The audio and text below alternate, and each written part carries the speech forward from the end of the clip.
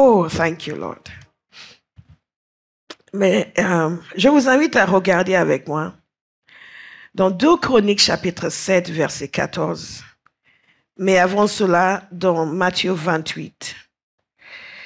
Matthieu 28, verset 16. Nous avons fait un voyage dans la force de Dieu.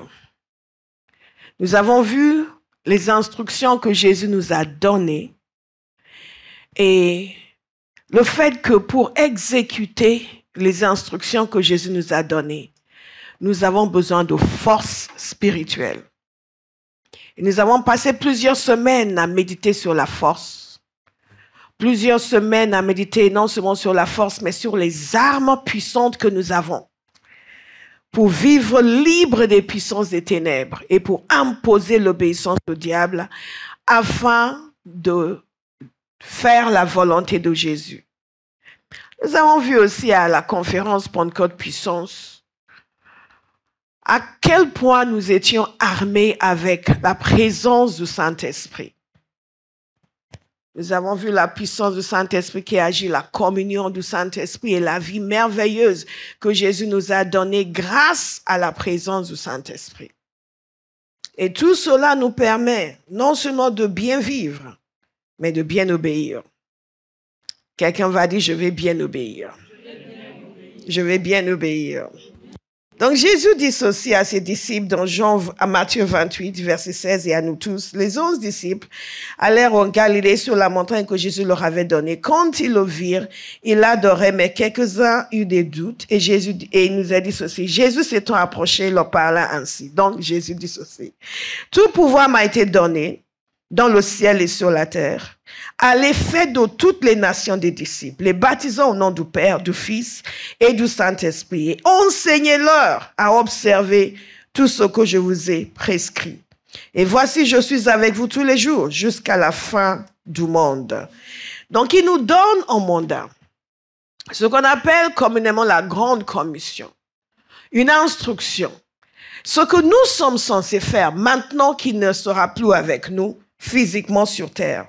Nous sommes censés nous consacrer à l'activité de faire de toutes les nations des disciples, les baptisant au nom du Père, du Fils et du Saint-Esprit, et de leur enseigner sa parole, de leur apprendre à obéir. Donc la première chose, c'est d'amener les gens à connaître Christ. La deuxième chose, c'est de les amener à obéir.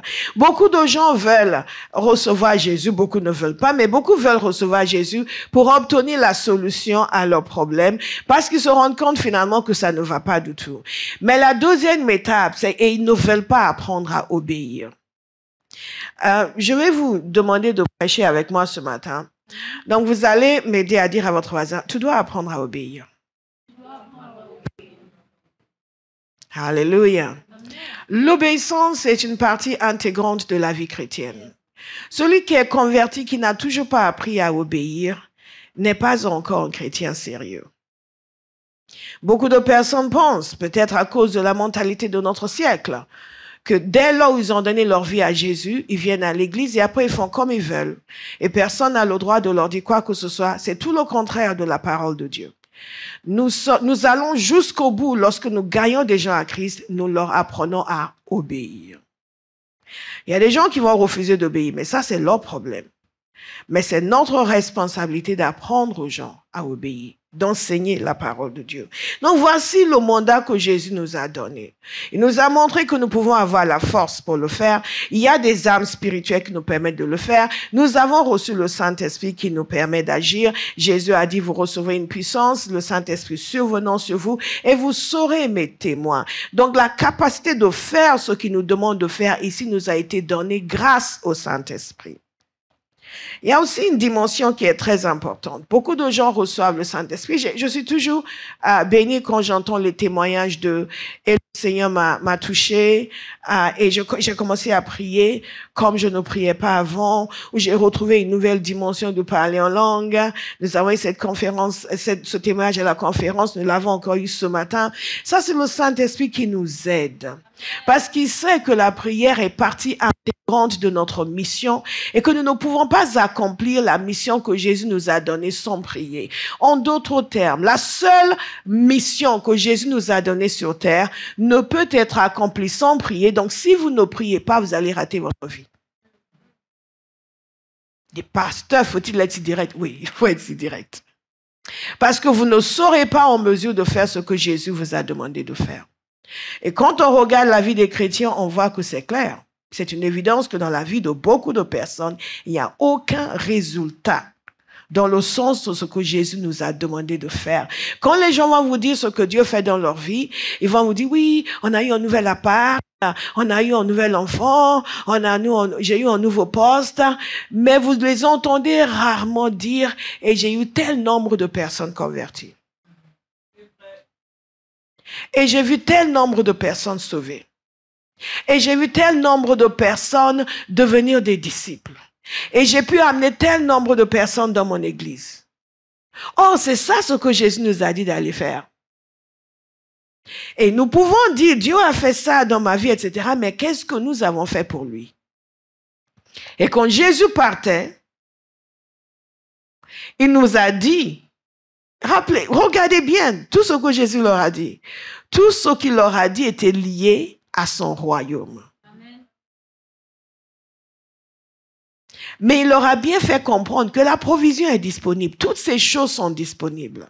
Il nous a dit, cherchez premièrement le royaume de Dieu et tout le reste vous sera ajouté. Amen. Vrai ou faux? Est-ce que vous êtes là? Amen. Amen. Je veux que ça entre dans le cœur de quelqu'un. Que quelqu'un commence à penser différemment. Dire, comment est-ce que je vais réussir ma vie? En devenant milliardaire? Non. En devenant gagnant d'âme. Et accessoirement, vous devenez milliardaire. Ça, ce n'est pas un souci. Mais en devenant gagnant d'âme. Et dès que cette dimension du royaume n'est pas devenue notre expérience et notre ambition, nous n'avons pas encore commencé à vivre selon Jésus. Une des choses les plus importantes lorsqu'on est converti, c'est de commencer à comprendre ce que Dieu pense, ce qui est important pour lui, ce que Dieu veut. Alléluia. Vous êtes là? Donc, quand j'entends les gens dire, maintenant je vais être déterminé pour prier pour les âmes tous les jours, je dis, voilà quelqu'un qui commence à vivre. Voilà quelqu'un qui commence à vivre. Maintenant, je vais maintenant dire une âme par jour. Voilà quelqu'un qui commence enfin à vivre. Quelqu'un va commencer à vivre aujourd'hui. Quelqu'un va commencer à vivre aujourd'hui. Alléluia. C'est comme lorsque les gens viennent vous voir et vous racontent toutes sortes de choses. Ils sont tout contents. Vous êtes là. Ça ne vous fait rien. Et ils se disent, oui, mais quand même, parce que vous n'avez pas les mêmes valeurs. Ce qui les impressionne ne vous impressionne pas. Bien-aimés, la majorité d'entre nous, nous n'avons pas les mêmes valeurs que Dieu. Les choses qui nous impressionnent, Dieu est indifférent. Mais il est temps que nous commencions à épouser ses valeurs. Que les choses qui comptent pour Dieu deviennent primordiales pour nous. Quelqu'un va dire Amen? Amen. Alléluia. Amen. Et bien aimé, il faut se cultiver pour aimer ce que Dieu aime. Yes. Et aussi être dans des temps de prière comme ceux qu'on vient de voir, où le Saint-Esprit opère comme un chirurgien à l'intérieur. Alléluia. Pour mettre le doigt sur les choses qui fâchent, n'est-ce pas? Et amener sa puissance pour nous libérer de ces jougs. Alléluia. 2 Chroniques chapitre 7 verset 14. Si mon peuple, celui qui porte mon nom, s'humilie, prie et me cherche, et s'il renonce à ses mauvaises voies, je l'écouterai du haut du ciel, je lui pardonnerai son péché et je guérirai son pays. Le titre de ce message, c'est la prière, le catalyseur du réveil.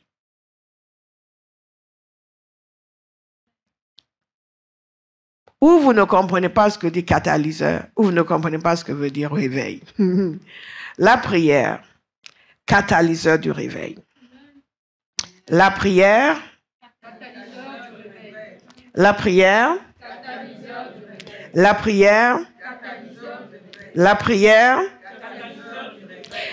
Notre bien-aimé a parlé du fait que nous avons parlé de réveil personnel. Et dans ces témoignages, vous comprenez qu'avec les prières que nous avons faites, certains sont entrés dans une dimension de réveil personnel, n'est-ce pas? Il en va de même dans le monde. La prière est le catalyseur du réveil. Dans les semaines à venir, je fais juste une introduction ce matin. Dans les semaines à venir, je vais vous donner, je vais vous donner beaucoup d'exemples au fil des siècles, des gens qui ont prié et qui ont vu la main de Dieu changer la donne dans leur société. Nous pouvons faire des choses à notre manière. Nous pouvons faire des choses juste avec nos programmes.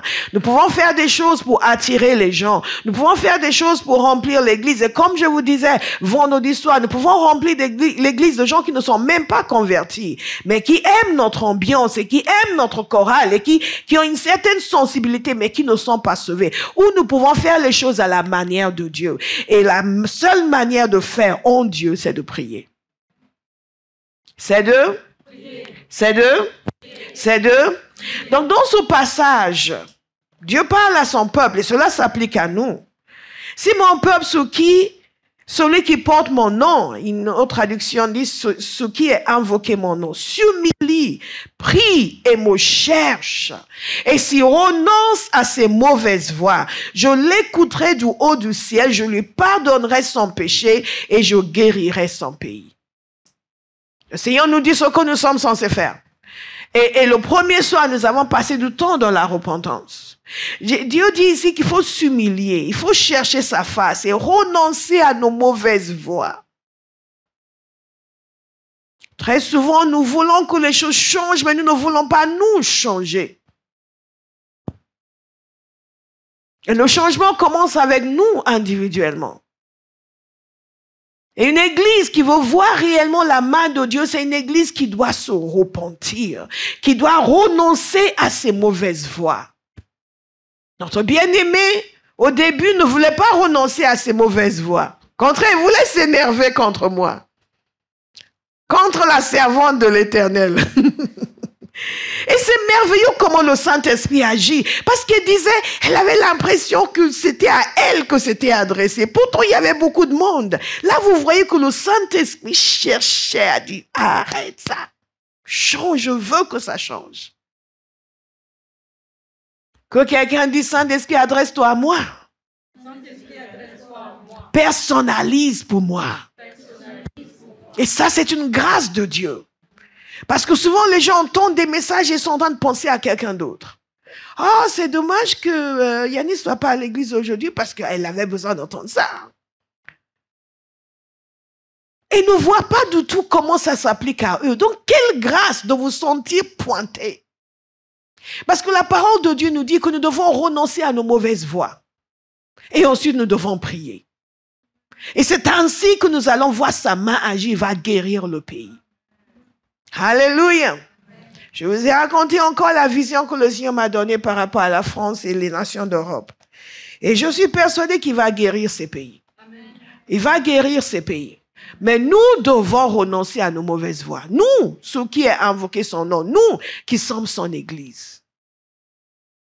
Alléluia.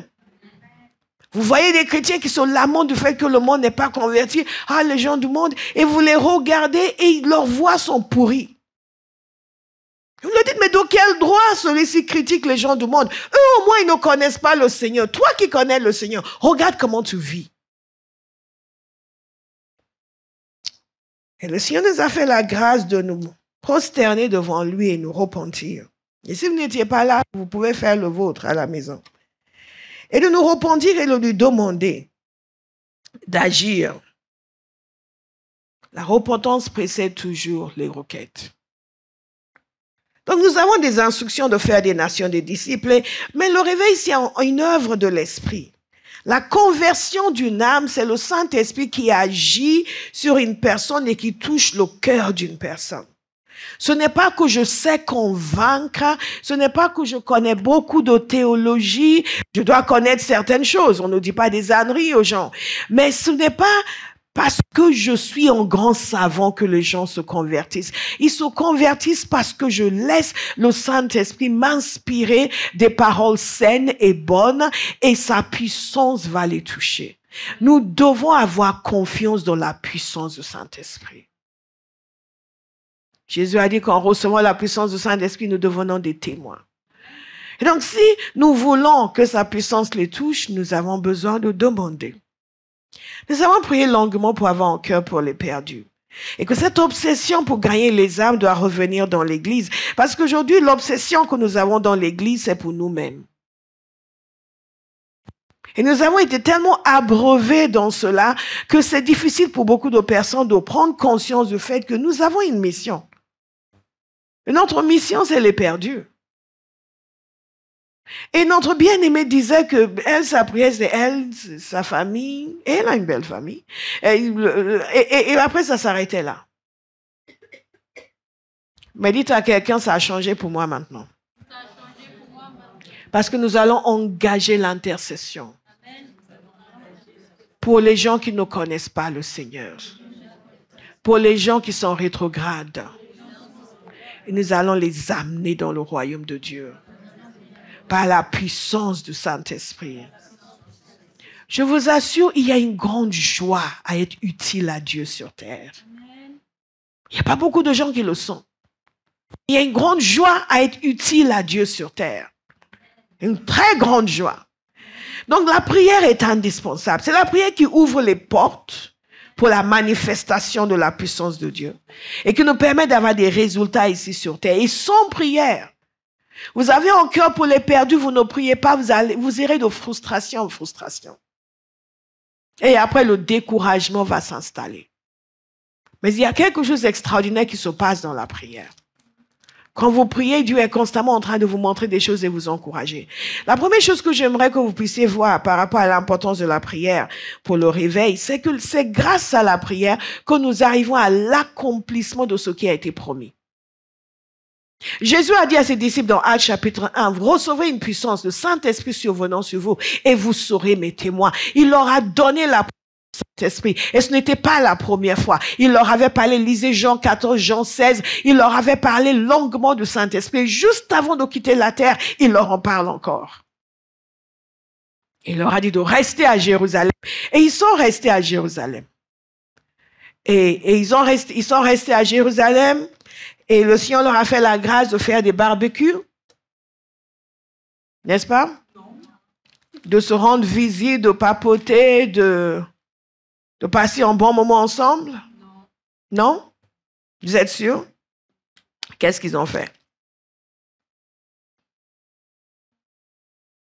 Vous savez qu'ils n'ont pas fait de barbecue, mais vous ne savez pas ce qu'ils ont fait. Ah, ils n'ont pas annoncé la parole. Qu'est-ce qu'ils ont fait? Qu'est-ce qu'ils ont fait? Qu'est-ce qu'ils ont fait? Qu'est-ce qu'ils ont fait? Ils ont prié. Abraham, qu'est-ce que nous allons faire? Qu'est-ce que nous allons faire? Qu'est-ce que nous allons faire? Dites-le avec une voix d'autorité. Qu'est-ce que nous allons faire? Qu'est-ce que nous allons faire? Qu'est-ce que nous allons faire? Qu'est-ce que vous allez faire? Non, c'est pas assez fort. Qu'est-ce que vous allez faire? Qu'est-ce que vous allez faire?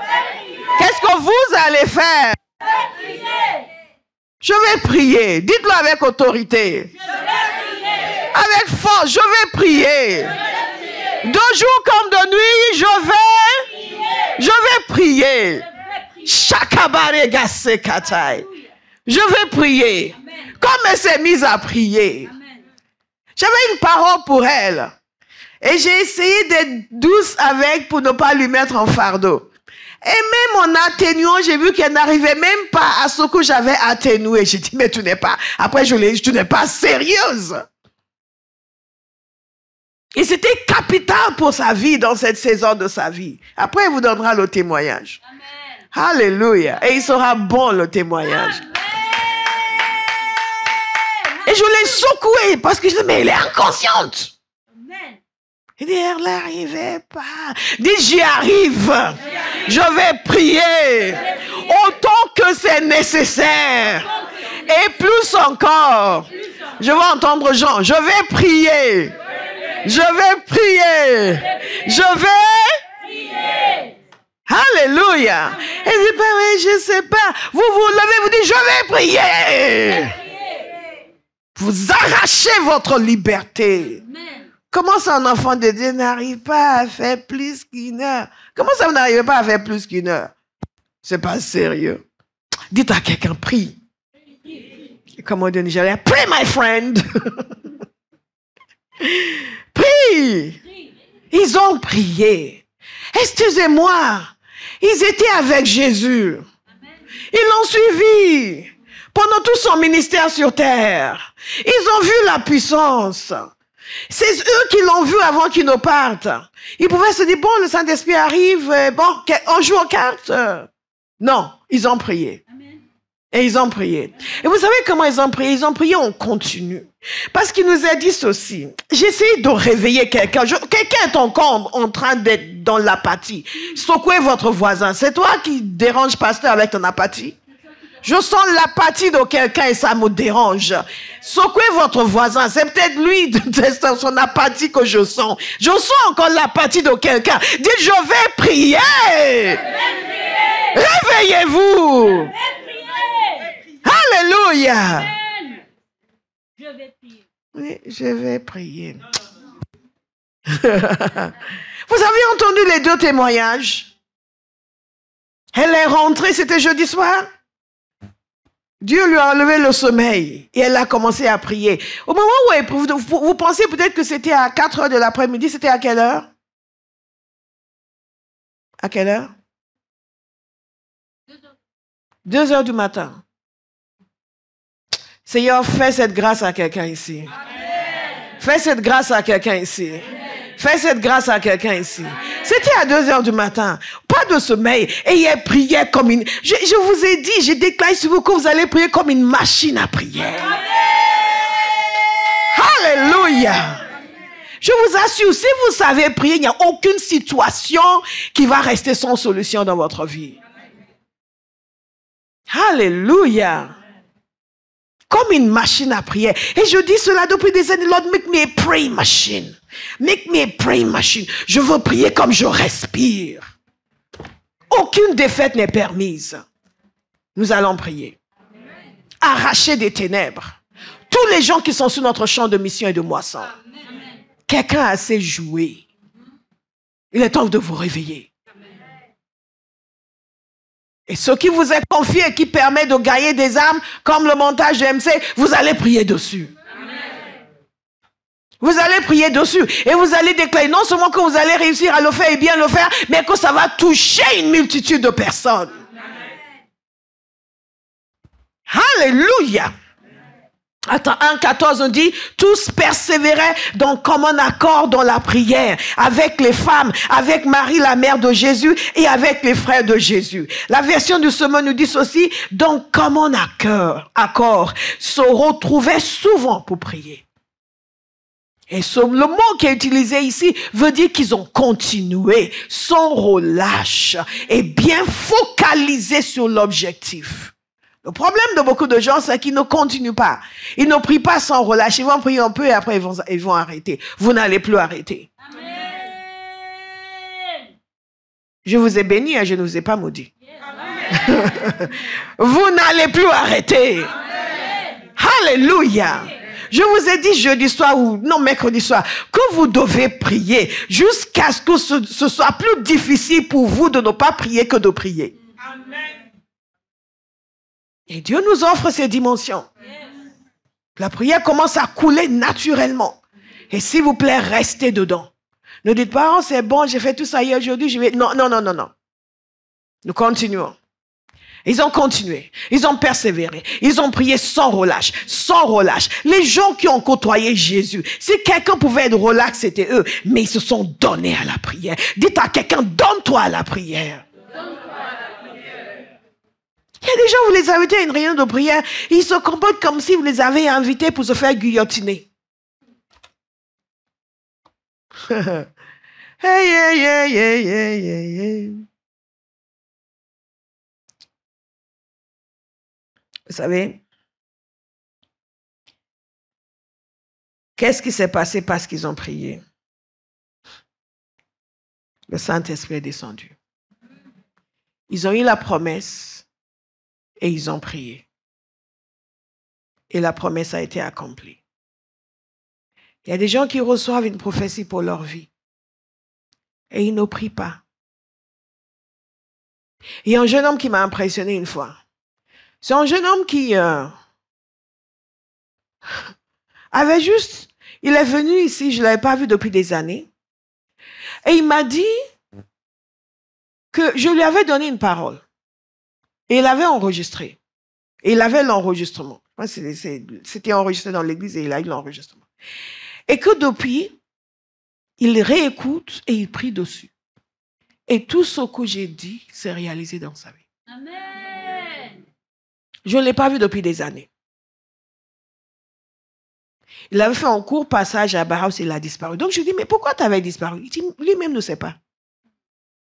Il y a des gens comme ça, quand ça va vous éloigner. Lui, il ne sait pas pourquoi il a disparu. Il ne pouvait pas m'expliquer. Il ne savait pas. Cela étant dit, la prophétie qu'il a reçue, il l'a gardée. Imaginez tout ce qu'il aurait pu recevoir par la suite s'il n'avait pas disparu. Mais il l'avait gardé et il a pris dessus. Et Dieu a agi dans sa vie. Amen. Ils ont prié et ils ont eu la réponse. Et regardez ce qui s'est passé parce qu'ils ont prié. Le Saint-Esprit est venu. Pierre s'est levé, il a commencé à prêcher. Et il a dit, c'est maintenant que se réalise ce qu'a dit le prophète Joël. Mais quelqu'un devait prier avant. Avant la naissance de Jésus, Siméon a prié. Anne a prié. Et Siméon priait tellement que Dieu lui a dit qu'il n'allait pas mourir avant de voir la réalisation de la promesse. Je prie que vous soyez de ceux-là qui prient pour la réalisation de la promesse. Que ce que Dieu a sur son cœur, il trouve des hommes et des femmes qui peuvent faire sortir cela dans la prière. Amen. Ce n'est pas la volonté de Dieu que les nations ne soient pas sauvées. La parole de Dieu nous dit que Dieu cherchait un homme pour se tenir dans la brèche afin qu'il ne détruise pas le pays, mais il n'a trouvé personne. Combien de gens seraient sauvés aujourd'hui si Dieu avait trouvé un homme pour prier? Combien de gens, même dans vos familles, seraient sauvés aujourd'hui si vous aviez prié pour eux? Combien de nations auraient connu un réveil aujourd'hui si quelqu'un avait prié? Dieu a donné une parole, mais il s'est trouvé personne pour prier. Et tout ce que Dieu a dit sur la France, est-ce que Abraham va faire partie de ceux qui prient? Ou vous allez venir à la prière uniquement quand vous avez un problème? Si c'est votre cas, ce n'est pas votre église ici. Non. Nous avons mandat de changer des vies. Pas uniquement nos vies à nous. Alléluia. Si tout ce qui vous intéresse, c'est juste qu'on prie pour vous et le reste à nous. Je vais vous conseiller une église où ils ne font que ça. Mais ici, nous portons le cœur du Père. Son cœur pour notre génération. Son cœur pour sortir les gens des ténèbres. Et nous prions. Non pas uniquement pour régler nos problèmes, mais pour régler les problèmes que Dieu veut régler. Est-ce que vous me suivez? Et ce faisant, nous sommes transformés à son image transfigurée, de gloire en gloire, par le Seigneur l'Esprit. Notre bien-aimé a témoigné que des choses dans sa vie depuis longtemps, Dieu les a enlevées. Amen. Et ce n'est pas parce que je lui ai imposé les mains. Il y a des choses qu'il enlève par l'imposition des mains, mais il y a des choses qu'il enlève parce que nous sommes au bon endroit, au bon moment. En train de prier. Dites à quelqu'un, je vais prier. Je vais prier. Je vais prier. De jour comme de nuit. Je vais prier. Je permets au Saint-Esprit de me réveiller quand il veut. De m'enlever le sommeil quand il veut. Alléluia. Et il va le faire. Hein? Ne fais pas, oh, Seigneur, je veux dormir, je dois aller au travail à 7 heures du matin. Non, dis-lui, Seigneur, si tu me réveilles pour prier, je vais prier. Et tu me donneras la force par la suite. Tous ont parlé de praying hard. Une des choses qui caractérisait praying hard, c'est que des fois, ils travaillaient toute la journée et le soir, et la nuit, ils priaient toute la nuit. Et le résultat, c'est que le Saint-Esprit a été déversé. Pierre a annoncé que ce que le prophète Joël avait déclaré s'est accompli. Et quel accomplissement extraordinaire.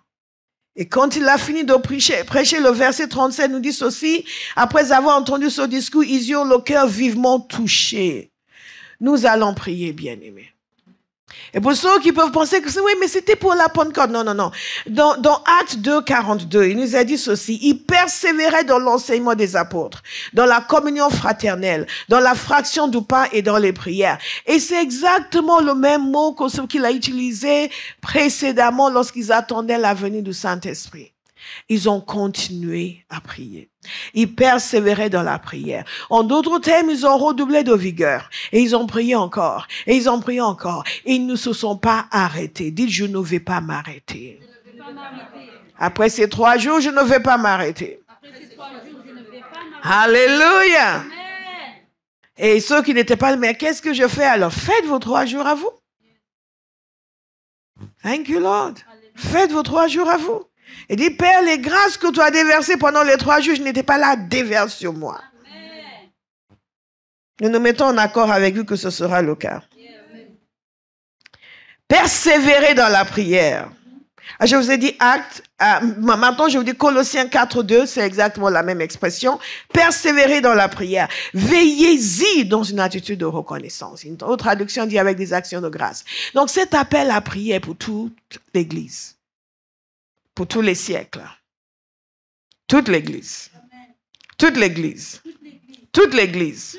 Toute l'Église. La promesse de Dieu concernant le réveil.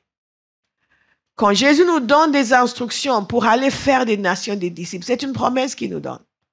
Que les nations deviendront des disciples. Si nous obéissons. Et pour l'accomplissement de cette promesse, nous devons prier. La deuxième chose qui se passe lorsque nous prions, est-ce que vous voulez la savoir? C'est que les cœurs des hommes sont touchés. Et ils commencent à avoir le besoin de toucher les âmes et ils deviennent disposés à payer le prix. Nous avons prié ces 3 jours. Dieu a touché les cœurs.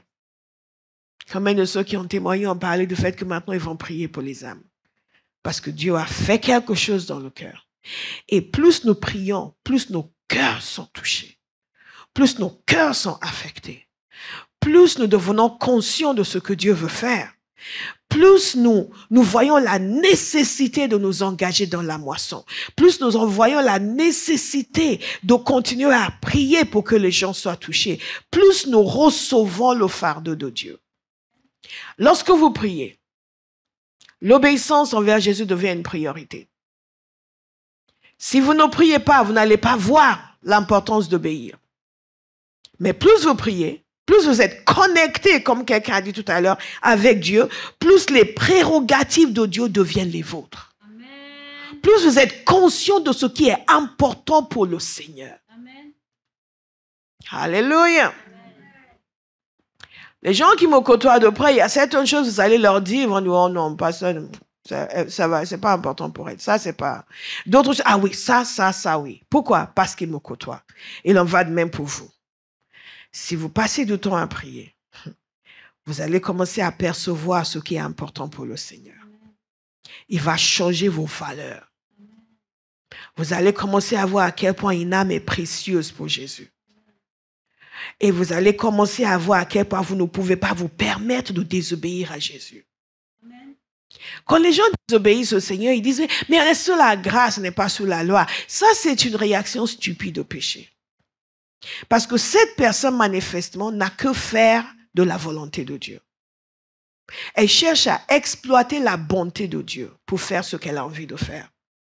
Fuyez les gens qui parlent comme cela, qui commettent un péché, qui vivent dans le péché et qui veulent vous dire « Oui, mais on est sous la grâce, on n'est pas sous la loi. » Leur cœur n'est pas brisé pour ce qu'ils ont fait. Ça, c'est des gens qui vivent très loin du cœur de Dieu. Parce que je vous assure, quand vous vivez près du cœur de Dieu, même quand Dieu vous dit c'est bon, je t'ai pardonné, vous êtes dérangé quand même. parce que vous avez blessé son cœur.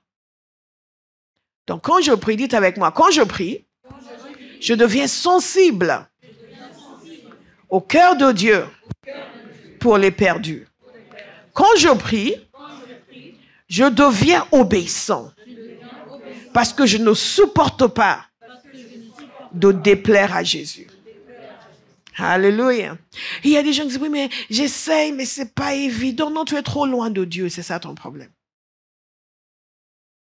Oui, mais regardez notre bien-aimée. Elle a passé ce temps dans la prière. Et les choses, elle savait avant que le Saint-Esprit voulait qu'elle arrête, mais oui, mais Seigneur, là c'est, non, c'est pas utile ça, c'est pas utile ça. Pourquoi? Parce que ce temps passé à côtoyer Dieu a mis une plus grande sensibilité à son cœur. Au point où ce qui est important pour lui commence à devenir plus important pour elle que ce qu'elle avait envie de faire avant. Vous ne pouvez pas être proche de Dieu et ne pas avoir un cœur pour les perdus. Parce que vous allez sentir son cœur. Dites, je vais prier. Dites-le avec force, je vais prier.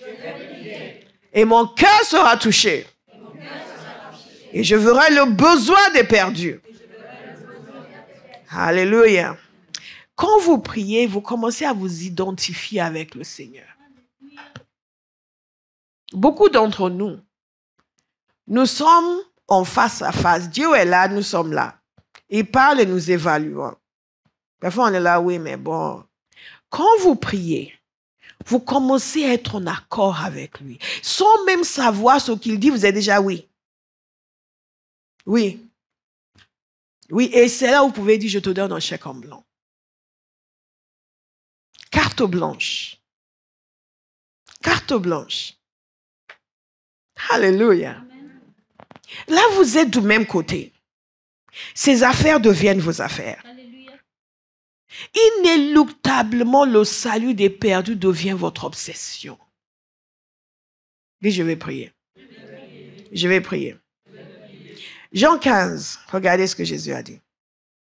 Jean 15, 14. Vous êtes mes amis si vous faites ce que je vous commande. Qu'est-ce que Jésus nous a commandé? Allez et faites des nations des disciples. Si nous ne le faisons pas, ça veut dire quoi? Nous ne sommes pas ses amis. Si nous ne le faisons pas, logiquement, nous ne sommes pas ses amis. Est-ce que tu es son ami? Oui. Tu fais ce qu'il te commande?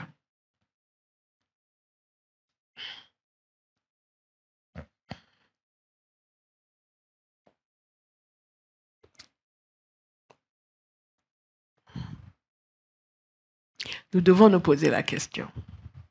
Est-ce que je fais ce qu'il me commande? Si je ne fais pas ce qu'il me commande, il ne me considère pas comme son ami. Wow. Continuons. Je ne vous appelle plus serviteur parce que le serviteur ne sait pas ce que fait son Seigneur. Mais je vous ai appelé ami parce que je vous ai fait connaître tout ce que j'ai appris de mon Père. Quand vous priez, vous recevrez le fardeau pour les âmes. Je vous le garantis.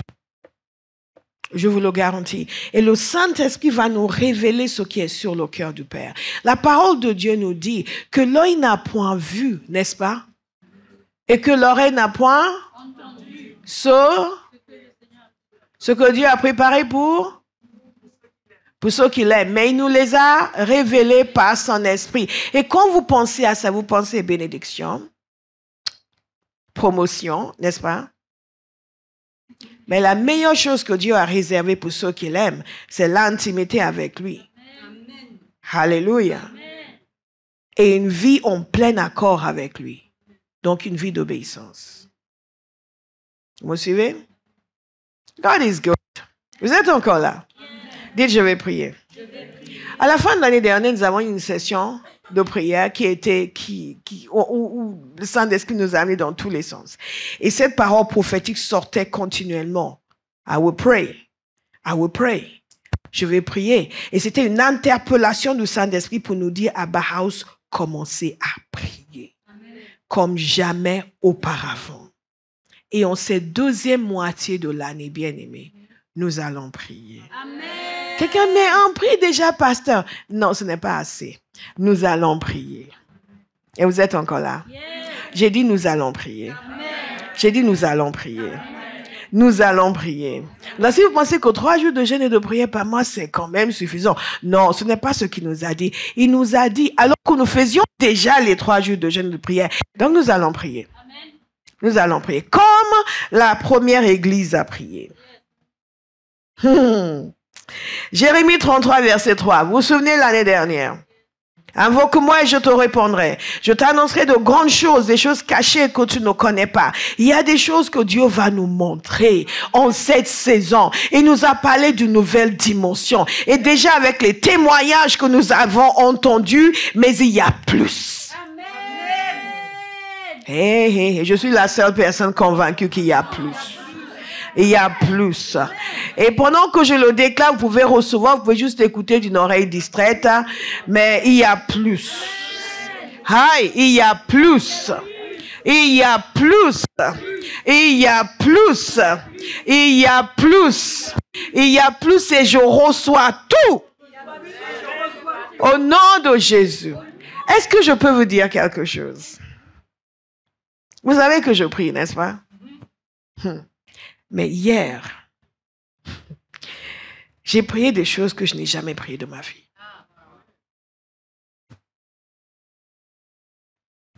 J'ai prié dans une dimension où je n'ai jamais prié de ma vie. Pourtant, j'ai prié. Mais hier, il s'est passé quelque chose de nouveau. Quelque chose de nouveau.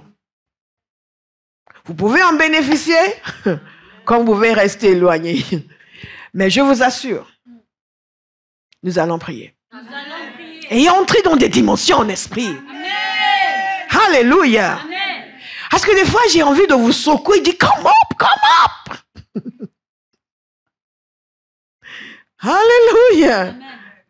Vous traînez, montez. Quelqu'un va commencer à dire aussi, toute la dimension de prière que tu me réserves, je reçois. Toute la dimension de la prière que tu me réserves, je la reçois au nom de Jésus. Soyez violents. Ne vous laissez pas oppresser parce que vous ne voulez pas prier. Comment ça? God punish the devil. We will pray. We will pray. Hallelujah. Amen. Je vous avais dit que j'allais vous donner quelques exemples. Je regarde l'heure. Ça va déborder un petit peu aujourd'hui. Est-ce que vous êtes vexés? Non. Mais aujourd'hui, je voulais vous donner plusieurs exemples, mais je pense que je vais vous donner un seul que beaucoup connaissent déjà. Le réveil qui s'est produit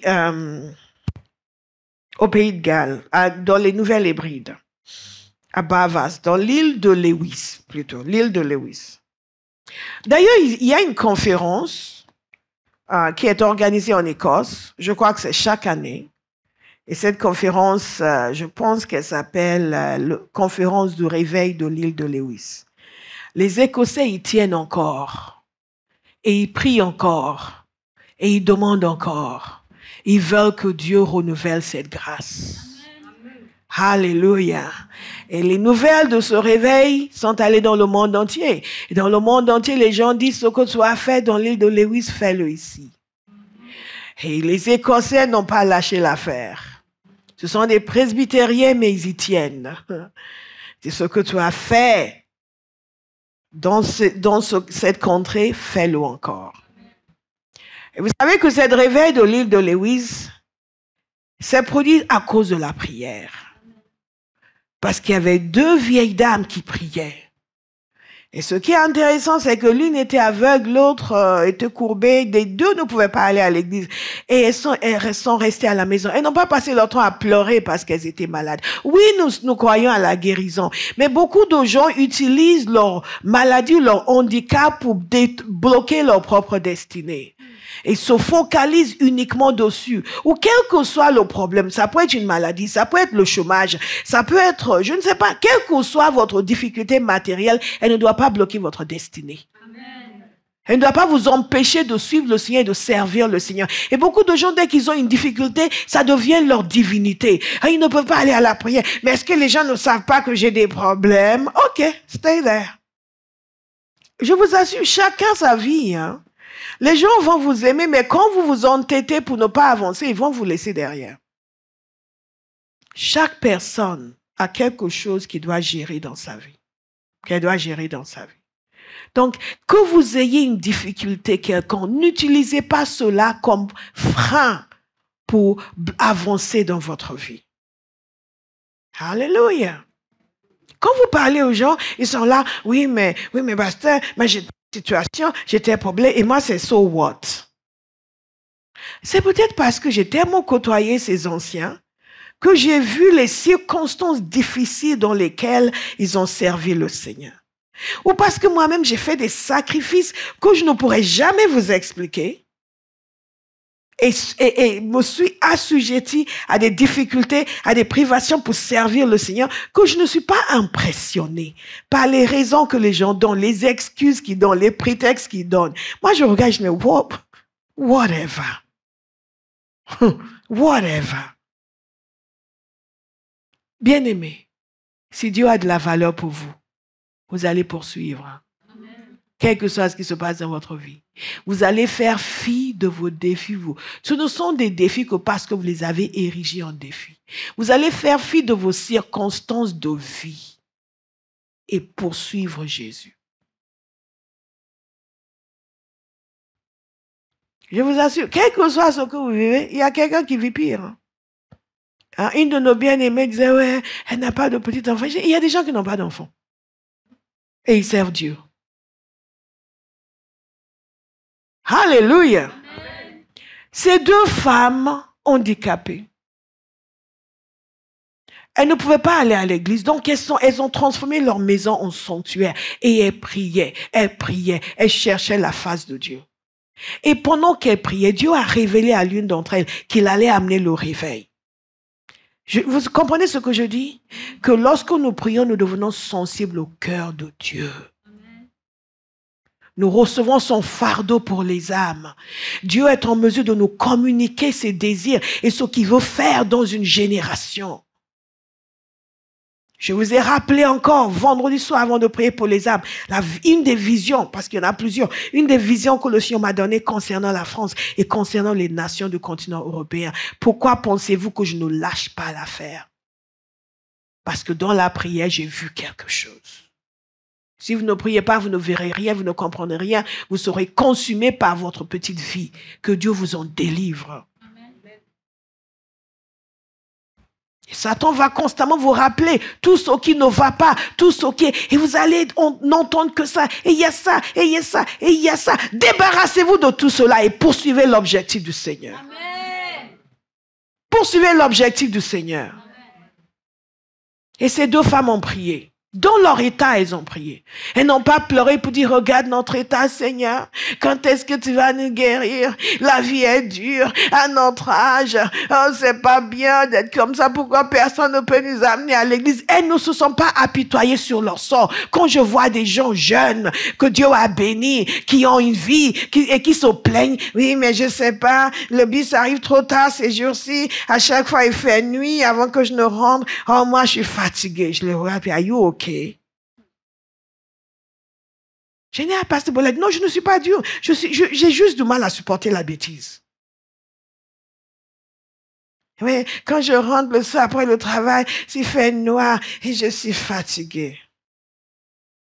C'est pardon. Bien-aimé, dans cette génération, il y a un couple chrétien en bicycle, en moto. Les voleurs sont venus, les brigands les ont arrêtés. Ils voulaient les voler.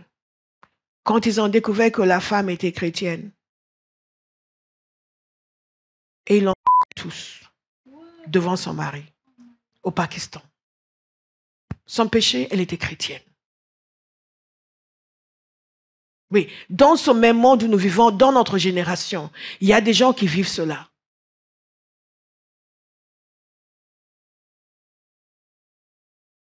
Comme je disais, il y a des gens qui vont travailler pour le Seigneur, vont être fatigués, vont commencer à se plaindre, te plaindre. Dieu t'a fait la grâce de faire quelque chose pour lui. Au lieu de t'agenouiller pour dire, Seigneur, merci pour le privilège d'utiliser mes forces en ton service, vous vous plaignez?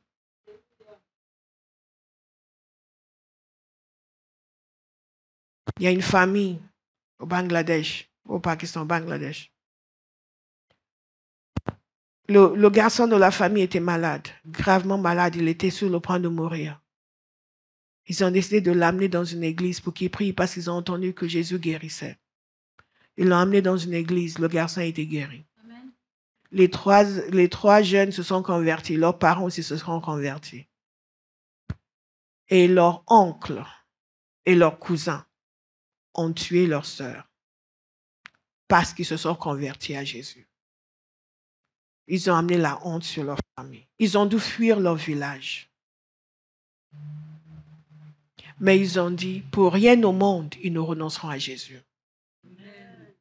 Nous avons des chrétiens à Paris qui ne vont pas à l'église, qui disent que c'est trop loin.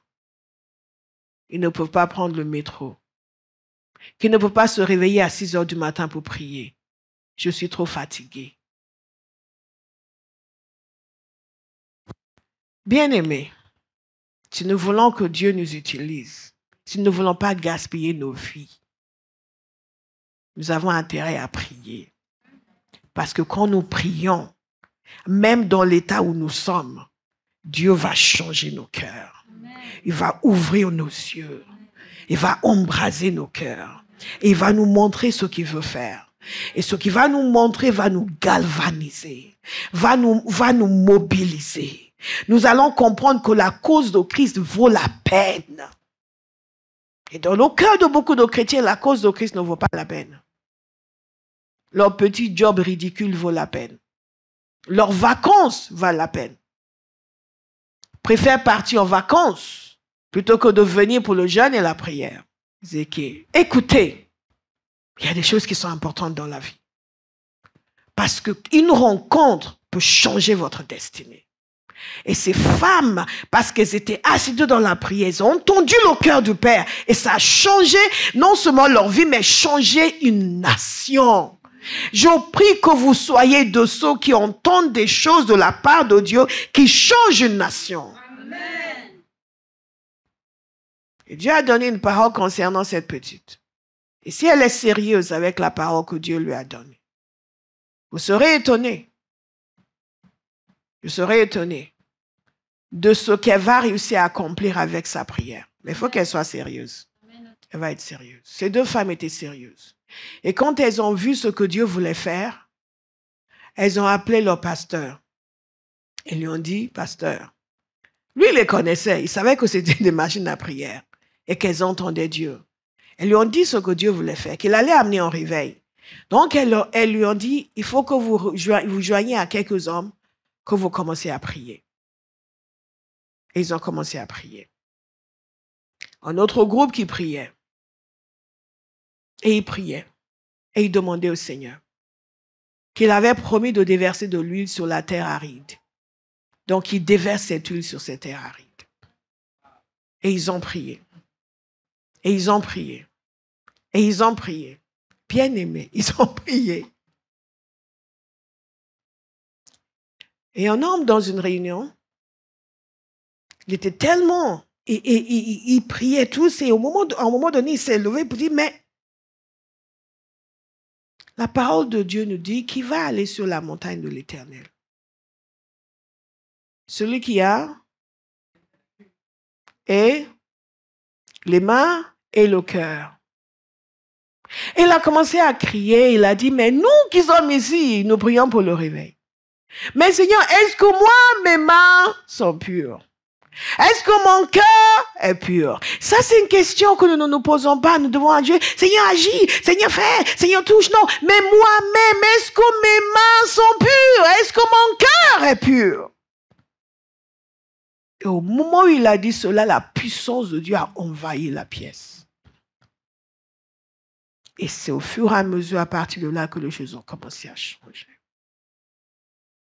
La femme, là, une des femmes a dit au pasteur que Dieu a dit qu'il y a un pasteur qui doit venir, qui était inconnu sur l'île, qui devait venir pour conduire ce réveil. Pour l'instant, il n'y avait encore rien. Mais pourquoi? Parce qu'elle priait.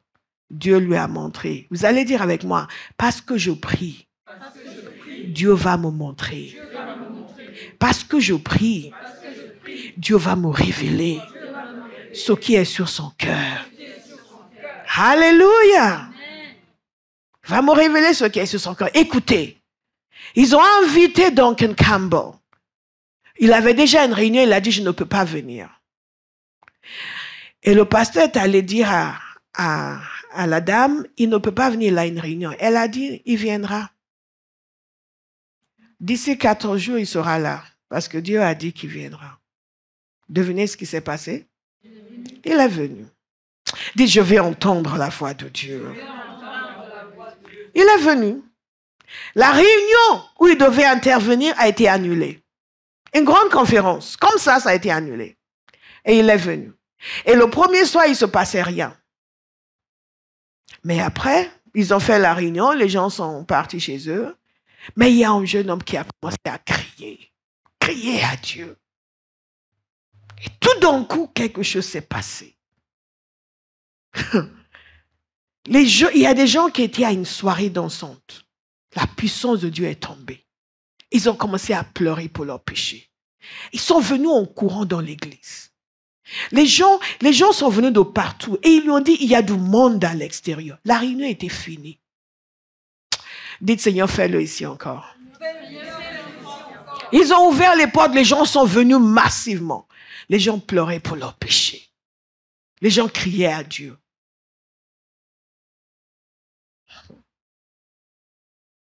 Et le réveil a gagné toute l'île.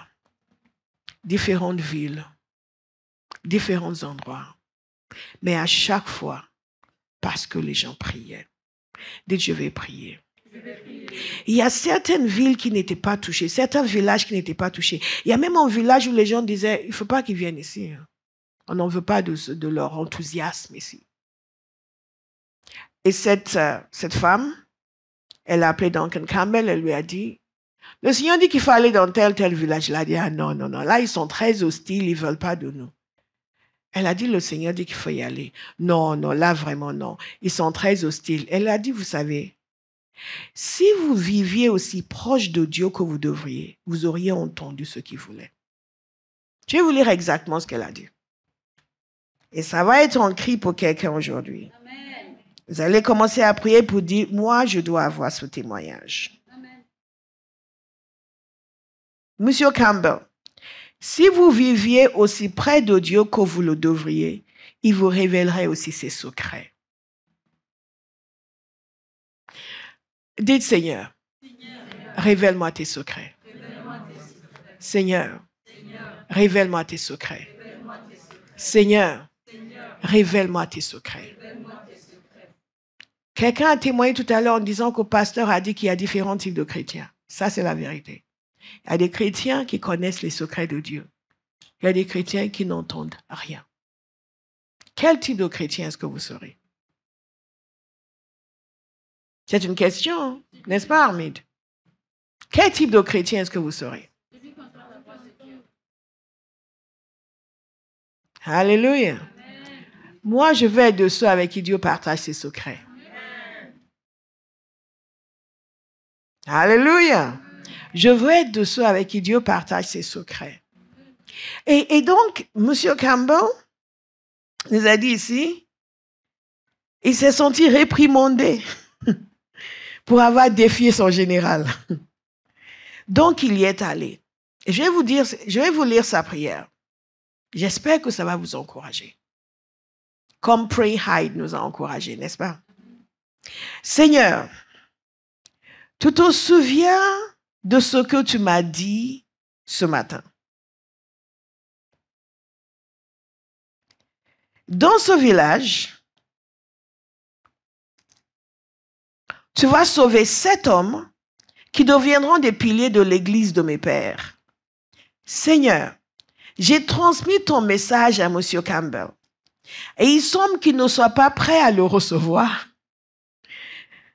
Ô Seigneur, donne-lui de la sagesse, car il en a grandement besoin. Alléluia. Moi, j'aime les gens qui prient comme ça. Elle n'a pas parlé derrière son dos. Elle a dit au Seigneur devant lui, il n'a pas de sagesse. Il ne veut pas écouter. Donne-lui de la sagesse. Est-ce que vous avez remarqué qu'elle ne lui a pas juste dit d'aller dans le village? Dieu lui a dit plus que ça. Il lui a dit qu'il y aura 7 hommes qui seront gagnés dans ce village. Je vous rappelle que c'est le village qui était hostile au réveil. Et Dieu a révélé à cette femme qu'il y a 7 hommes qui seront gagnés. Donc lui, il a accepté, il y est allé. Elle lui a dit, si vous y allez, Dieu va vous donner une assemblée. Il y est allé, bien aimé. Il est arrivé dans une maison, dans leur église. Il y avait du monde rassemblé qui l'attendait. Si je me souviens bien, 300 personnes rassemblées qui l'attendaient.